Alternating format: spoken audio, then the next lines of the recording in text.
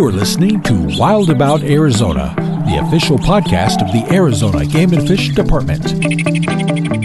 And welcome, I'm John Trueller with the Arizona Game and Fish Department. With us today is Jeff Meyers from the Watchable Wildlife Program here at Arizona Game and Fish, the Watchable Wildlife Program Manager. Jeff, happy to have you. Thanks for being with us. Thank you for having me. I appreciate the opportunity to talk with you. Yeah, we're talking watchable wildlife today and different wildlife that you can see in Arizona, which obviously we know there's so much of. First of all, tell us a little about your position and your role here at Game and Fish and the Watchable Wildlife Program. Sure. So the Watchable Wildlife Program's main focus is to engage constituents from around the state with wildlife viewing, teaching them how to view wildlife safely and ethically, how to take them out into the wild and teach them how to do it themselves, but also to show them we have some really cool opportunities that people can engage with. And Arizona Game and Fish Department does a job protecting and conserving more than 800 species of wildlife in the state of Arizona. So Arizona has a really diverse biota or assemblage of animals that can be viewed. And we are very unique in many different ways. So our program works to engage the public and to create a more aware and better educated populace. Well, and talk to us about that, because as we know, I mean, there are, just like you said, some really amazing wildlife viewing opportunities in Arizona. So, I mean, talk to us about some of those opportunities, because there's from, the southern part of the state to the northern part of the state, you name it, there's always something to see, it seems like. There is, and it depends on the season, where you would want to go and what you would want to see and what your focus is. So there's people that specifically focus on viewing mammals, right? Things like, let's say, elk. And there's people that focus on viewing birds, birders, that are really passionate about their hobby and their pastime. And then there's herpers, and herpers refers to herpetology, people that focus on viewing reptiles and amphibians. And Arizona is the #1 herper state within the country. People travel here from all over the country and indeed all over the world to look at our reptiles and amphibians because we have some really unique species here. The program itself takes people out on some pretty cool events that we have, that we can take people out and show them this wildlife and how to view it in an appropriate manner. When you think Arizona, you think Grand Canyon, saguaro cactus, heat. You don't think herper. It's true, except in the wildlife viewing field, herpers are extraordinarily passionate people that really will travel everywhere to look at the species or a group of species that they're interested in.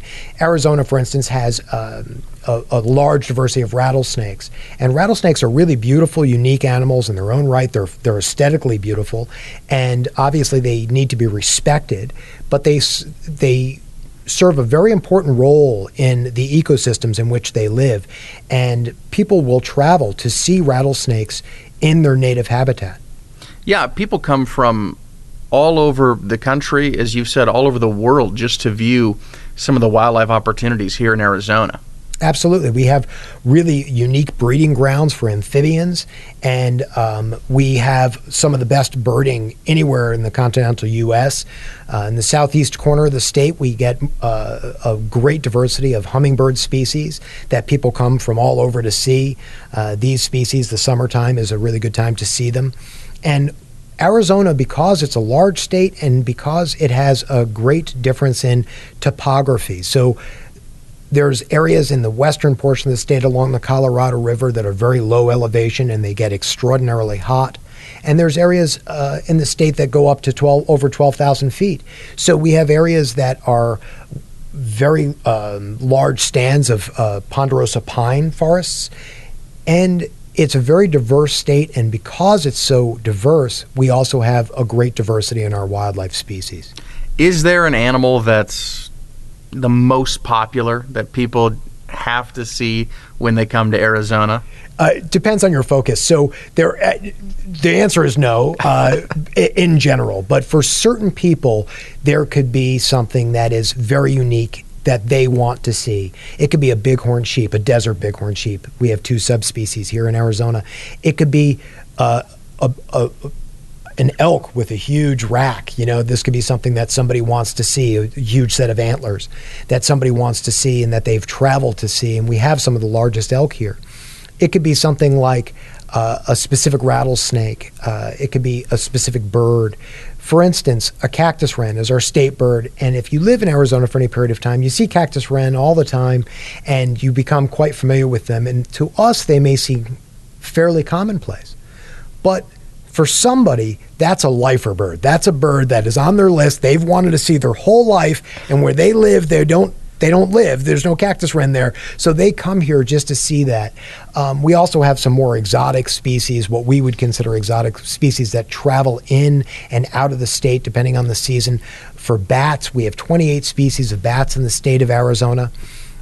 Second only to Texas, which has 29 species. They beat us out by one species. We're almost there. We're almost there. Their state goes a little further south than ours, which is why, because bats are a tropical species. And believe it or not, as odd as this may sound to people, Arizona, the habitats within Arizona, particularly in southern Arizona, are very influenced by the tropics, both in the flora and the fauna. So the animals and the plants are related to a lot of tropical species, and indeed are tropical species, and we get a lot of those influences. So that's one of the reasons why we have 28 species of bats in the state of Arizona. And if you want to see bats, if you want to get up close and personal with bats, you need a license. That's one of the things that we do. We do bat nettings. We'll talk about that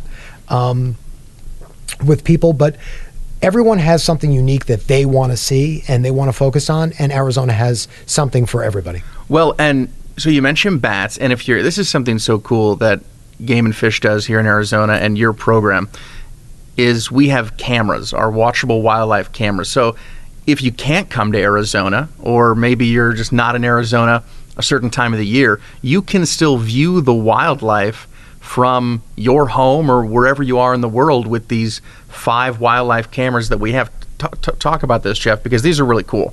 Sure. So at the moment we have 5. We're always looking for new opportunities to put in cameras. And these are streaming wildlife cameras. So these are cameras that stream 24 hours a day, and they give people a really unique, intimate glimpse into the daily lives of the critters that they're focused on. So the cameras that we currently have up and running are a bald eagle camera that's focused on a nest that's on the cliffs out by Lake Pleasant, Arizona. We have a great horned owl cam that's focused on a nest, and that these great horned owls, this breeding pair, return to every year, and they successfully fledge usually 2 to 3 owlets every single year from that nest. We have a sandhill crane cam down in southeastern Arizona. Sandhill cranes come here in large numbers, tens of thousands of them, at a commission-owned property called Whitewater Draw in southeastern Arizona. And that camera is really popular from mid to late October through sometime in February when the cranes leave, and gives people the opportunity to see tens of thousands and hear tens of thousands of cranes with really unique sound, really cool animals out on the draw. And we have the bat cam, which is set up in also southeastern Arizona on a Arizona Game and Fish Commission-owned property called Clough Ranch, and it's set up in an old adobe barn built in the 1930s, and it focuses on the inside of the barn. And we see the bats as they come in, as they're migrating north in early summer. Usually we see them on the inside of the barn, and they're active 24 hours a day when they're there. I don't know how they ever get any sleep, because they're constantly fidgeting and preening and chatting with each other. And then they come back through at the end of the summer as they're on their way back south. And we also have an Arizona pupfish cam that's on the Red Mountain campus of Mesa Community College, and gives people to see a life view of a unique species, the desert Arizona pupfish, and lets people see this in its native habitat, which is pretty cool. Well, yeah, it's not just video. These cameras have audio too, so you can really hear what's happening in this environment. Absolutely. And, people tune in from more than 40 states and more than 40 countries around the world to watch these cameras. And I can tell you during the season, depends on what season we're talking about, but I will frequently have it up on my desktop while I'm working throughout the day. And it's the audio that cues me in to flip back and take a look at what's going on in the camera. But we see amazing things. A couple years ago, we had real high drama on the Eagle Cam, where the mating pair returned and a new young male came and kind of kicked the old male to the curb and took over breeding duties, but he was young and inexperienced and didn't know what he was doing, and didn't successfully. She produced some eggs, but they didn't produce any young that year. And the old male kept dive bombing them, and ravens were cruising the nest looking for eggs because they're very opportunistic and extraordinarily intelligent animals. And it gave us an opportunity to see all those things that otherwise you would have to be sitting out there with a spotting scope 24 hours a day to see. Right.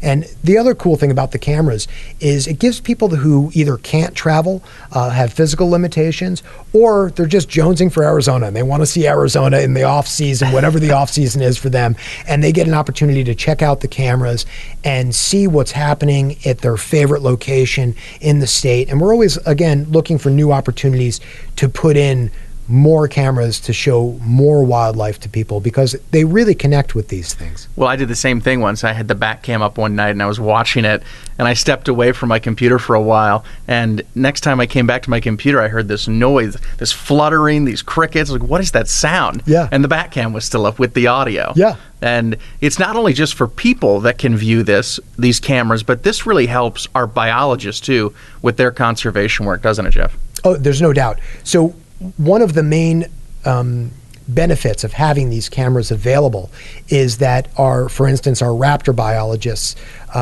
can look into these nests and look at the behavior and keep an eye on this nest without having nest watchers out there with spotting scopes, which is not very cost effective compared to having a camera that's set up. Of course, we can't have a camera in every nest, Sure. But it gives them an opportunity to really observe behavior at any point in time, to record that behavior, and to see that same intimate glimpse that you and I or the general public may find very interesting. The specialists themselves also find truly fascinating and very useful. I have researchers from multiple universities around the country, actually around the world in some cases, contact us about our wildlife cams and what we're seeing, and sometimes asking, can you move the camera a little bit to the west, a little bit, can you zoom in a little bit, which we're often happy to accommodate. But yeah, people really engage with these cameras very strongly. Is there one that's more popular than others? I know you've talked before, these cameras have such a following that if they go down for any period of time, the phone starts ringing, your inbox starts blowing up. Is there one that is just has the most loyal following out of any other?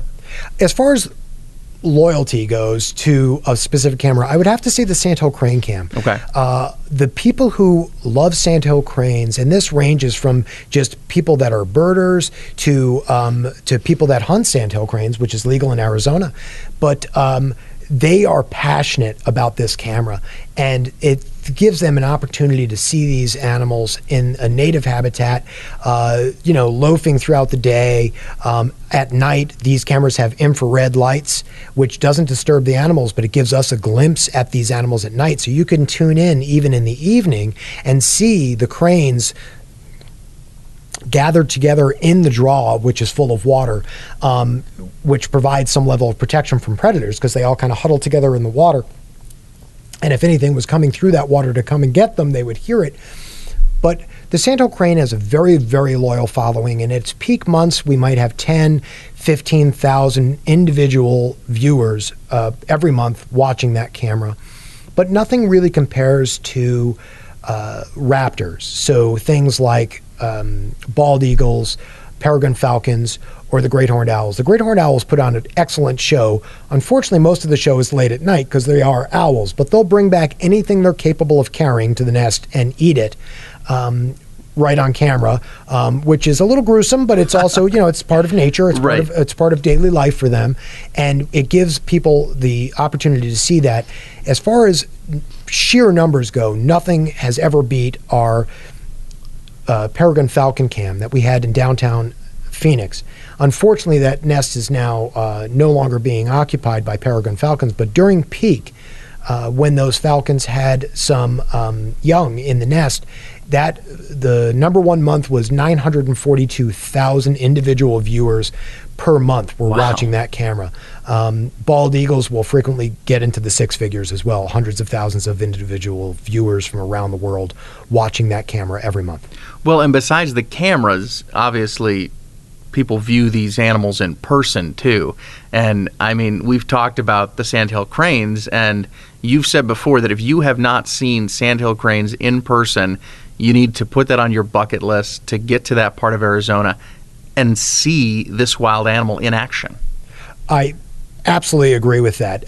Sandhill cranes are amazing animals, and it's a very unique experience in Arizona. And going down to Whitewater Draw sometime, particularly around Thanksgiving through January into early February, gives people a really unique experience. You get there before sunrise and you see the sandhill cranes fly, tens of thousands of them flying like B-52 bombers over your head, because these are large birds, flying over your head against the rising sun sky. And then around 11 a.m., they usually come back to the draw and kind of loaf for the rest of the day. And they just make a cacophony of sound just as they kind of chatting around with each other. And there's a lot of different species of birds that can be viewed down there. It's a great area for birding. I've seen bobcats just kind of hanging around down there. The great horned owl cam is also located at Whitewater Draw. So if you're there during the day to see the sandhill cranes, you can kind of take a look into the pole barn where that nest is located and see the owls on their nest. We ask people to respect them and to give them some space and don't be too loud by them because we don't want to scare them off their nest. But it gives you a really unique opportunity to see these animals up close. Well, and I know we've talked about it kind of, it depends on the season, it depends on the part of the state, but could you kind of break down for us some of the best viewing opportunities or photography opportunities for wild animals in the state of Arizona? Sure. So some of the things that I'm a mammal guy personally. That's my academic training is in mammals. And You're not a herper? I'm not a herper. I'm certainly no expert herper. I mean, I really, herpetology is awesome, and the reptiles and amphibians in the state are terrific and really, really fascinating, and I'm learning more every single day, but my knowledge base is on mammals. And if I had to say one of the coolest things to do is to go look at bighorn sheep.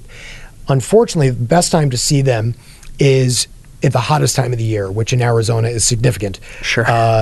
But before the monsoon hits, you can take a boat and go out on any of our canyon lakes, particularly like Canyon Lake, Saguaro Lake, Apache Lake, and see the bighorns. They come down all day long from the cliffs down to the water to drink water.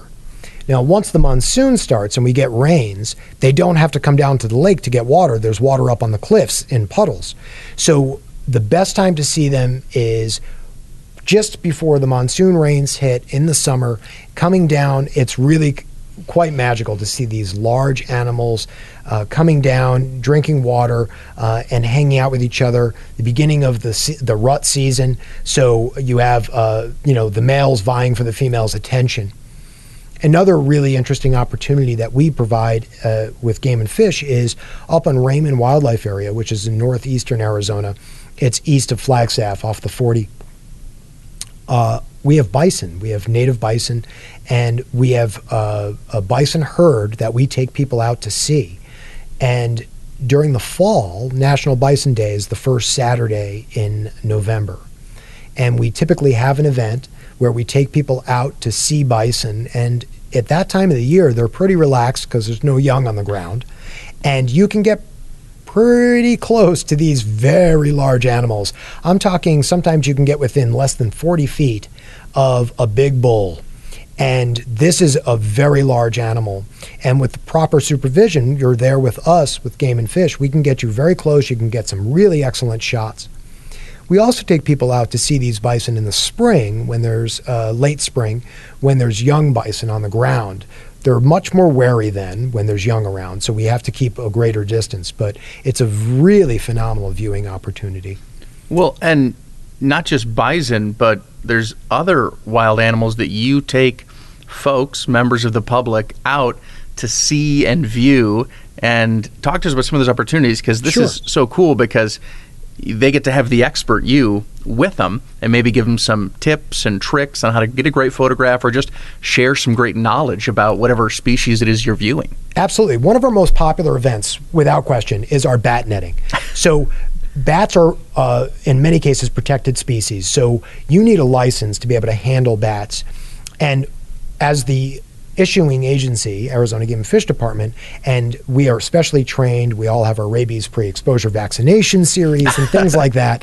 So what we do is we take people out, people sign up, they register on the website, and they attend these events. We try to keep the attendance fairly small so we can have an intimate gathering, so people really feel that they get good quality for their value for their money that they're spending to come out, and that money goes right back into our programming, helps educate people around the state about wildlife and habitat.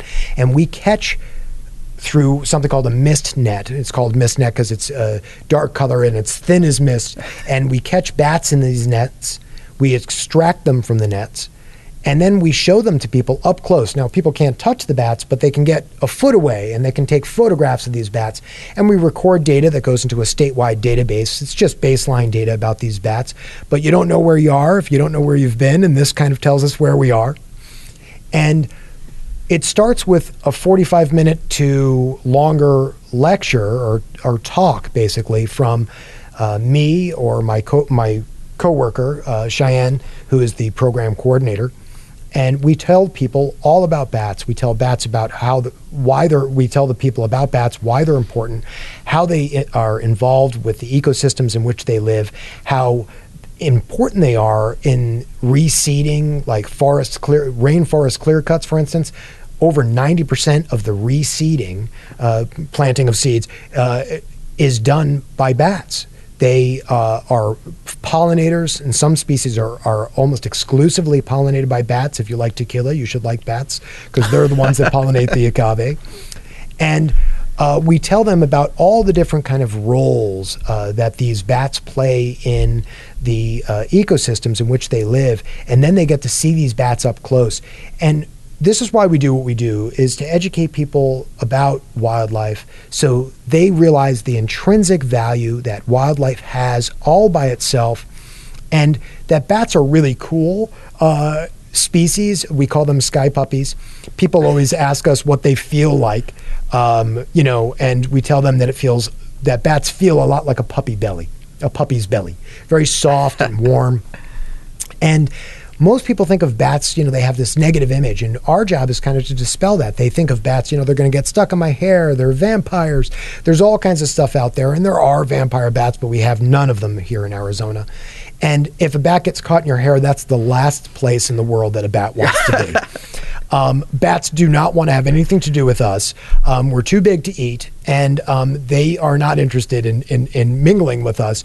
But they are very unique species, and when people see this up close, and particularly when you see a kid's face, and the kid sees this bat up close for the first time, the look of awe about the natural world that child has in their face when they see this, because where else are they going to see a bat that close? You see them flitting around the sky as the sun goes down, but you don't see them up close, and you don't realize that they have personalities, that they are very different. Different species behave very differently when you're holding them.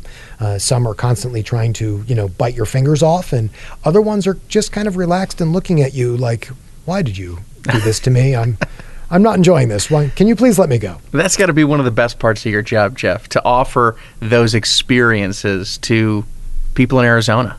It is. I can't tell you how much it means, and we get this all the time, that people come out to an event and they get so passionate about wildlife after this that frequently we have people that then become volunteers for wildlife rescue agencies or services or sanctuaries. We have people that attend multiple events. More than half of our customers that come to our events are constituents that have been to one or more event every year. About 56% come to 2 or more events every year. About 35% come to 3 or more events every year. And that's because they're getting a unique opportunity. They really enjoy themselves, and they learn about wildlife in a kind of relaxed, natural atmosphere out in nature. There's very few places that you can do that, getting to talk to the experts, the wildlife biologists that do this for a living.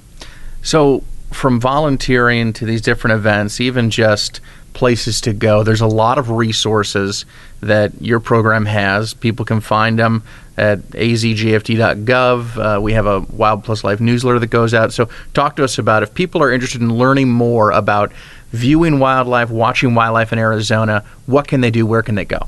It's an excellent question. So when you go to the azgft.gov website, across the top there are links, and you follow the wildlife link. So you click on wildlife, and then you click on wildlife viewing, and it will take you to our main page, our home page, and that gives you the opportunity to click on the cams, and you can see all the cams and read about the cameras themselves, the wildlife cams, and read about the wildlife there.